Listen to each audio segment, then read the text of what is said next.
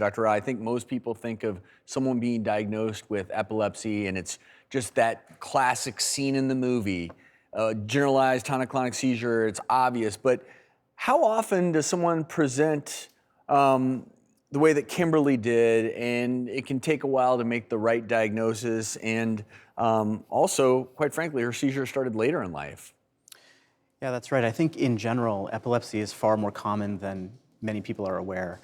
Epilepsy affects about 1% of the population. So in the US, that's between 3 and 4 million people. It's the fourth most common neurological disorder. Only migraine, stroke, and Alzheimer's are more common.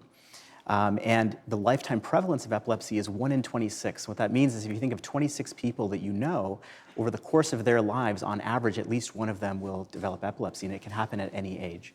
Seizures are often misdiagnosed, and it's because what I like to say is that anything the brain can do, a seizure can look like. And so what we see on TV is foaming at the mouth and convulsive limb movements, but actually seizures can be really diverse. They can involve experiential symptoms, they can involve psychiatric symptoms, visual hallucinations, smells, tastes, sounds, deja vu.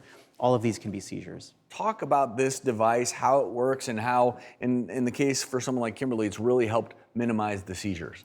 Yeah, absolutely. You're right that the first line of defense is always seizure medicines that go into the brain, and they try to dampen that electrical activity, that power surge in the brain that is what we think of a seizure is. But fully 1 out of 3 patients with epilepsy continue to have seizures despite trying medications.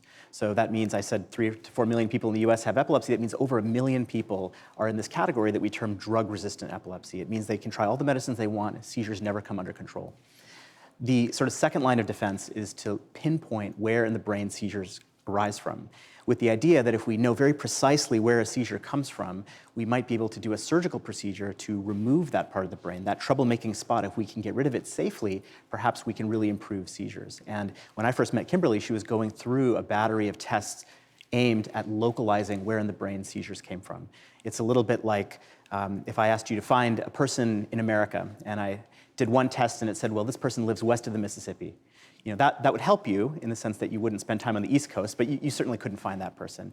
But then if I said, well, let's do another test, and this test says this person actually lives in California, and more specifically Southern California, you know, that would be better. But even so, it would be hard to find that person. What you really want probably is a street address, or at least a neighborhood, so you could go door to door and actually find this person. And so that's what Kimberly was going through. We were trying to go door to door and find exactly where her seizures came from. What we ultimately discovered in her case is that the seizures came from a part of the brain that we could not safely remove, a part of the brain that controlled a very critical language function. So if we removed it, it might help the seizures, but it would lead to an unacceptable deficit. She wouldn't be able to understand what other people were saying to her.